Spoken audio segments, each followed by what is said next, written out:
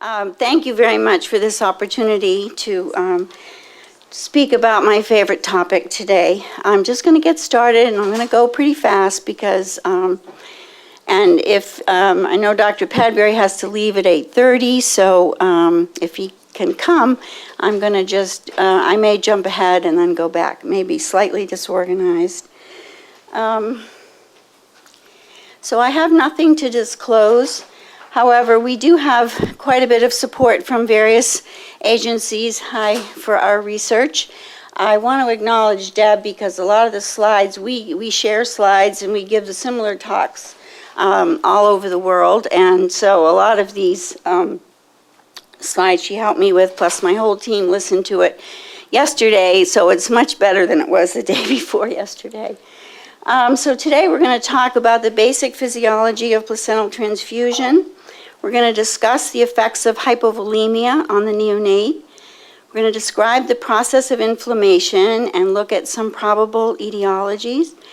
We're going to review benefits of placental transfusion when resuscitation is needed and look at methods that one can use to achieve a placental transfusion when the infant needs resuscitation.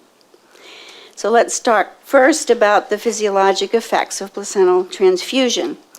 So what happens here, our baby has just been born.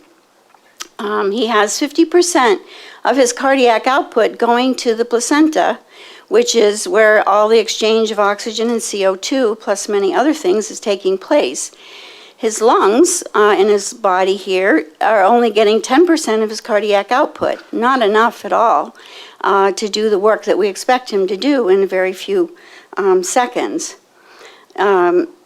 Not enough blood going to them. So if we cut the cord right away, we leave that respiratory blood, 30% of the baby's blood volume, in the placenta. However, if we delay the cord clamping a bit and allow the baby to begin to breathe on his own, that gives the opportunity to recruit a lot of lung tissue for the blood to flow into this lung, which now needs 45 to 50% of the cardiac output to go there very quickly. And that allows about a third of the blood volume, the baby's blood volume, to return to him. Then if we cut the cord, the baby has what he needs. There are several factors that affect a placental transfusion: timing of the cord clamping, gravity, uterine contractions, use of oxytoxics, and cord milking. This is a classic study, and I'm sorry for some of you because I know I just talked about this in May, but I know there will be new people here as well. This is a classic study done by Alice Yeo, who looked at percent change in blood volume and red cell volume due to delayed cord clamping. If you look at the legend on the left, you'll see that the dark blue represents 5 seconds of cord clamping time, the aqua 1 minute, and the red 3 minutes. And you can see here in the first column, the y-axis is either milliliters per kilo or percent. And you can see here that the baby gets, if you cut the cord right away, about 70 mils per kilo, whereas if you delay cord clamping for 3 minutes, the baby gets about 92 mils per kilo. In the second column, you can see that that represents a 30% increase in blood volume. Most importantly, in the third column, you'll see that if the baby gets the delayed cord clamping, he gets about 45 mils per kilo of red blood cells, but only 30 mils per kilo of red blood cells if the cord's clamped right away.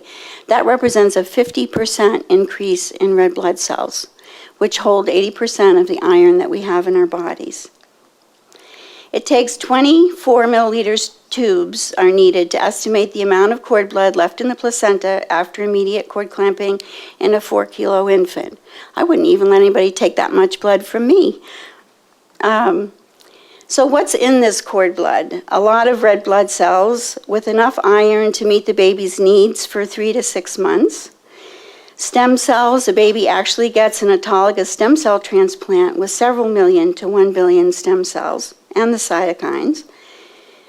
Enough plasma, 20 to 30 mils per kilo, or 60 to 120 mils. So we did a small study here looking at what happens when a baby gets placed skin to skin. They have instituted skin to skin in the upstairs in labor and delivery, and so it was important for us before we began our R01 to know what happens when the baby's placed skin to skin. And as you can see here on the left, in the blue column where it says ICC, those are babies that had immediate clamping. We actually drained the blood left in the placenta into the blood bags, just like they do when they collect the blood, and we got about 35 milliliters per kilo on average when the cord was cut right away and the baby was placed, a lot of blood. When we waited 2 minutes, we still got 25 milliliters per kilo, and that told us that 2 minutes is not long enough to wait when the baby's placed skin to skin. We waited 5 minutes, we got 11 mils per kilo, so we knew that those babies got a full placental transfusion. And we were happy to find that with cord milking, which we use in the OR because the OR is not really conducive to delaying cord clamping, babies still only left about 18 milliliters per kilo. So the cord milking was an effective way to get a pretty good placental transfusion to these babies.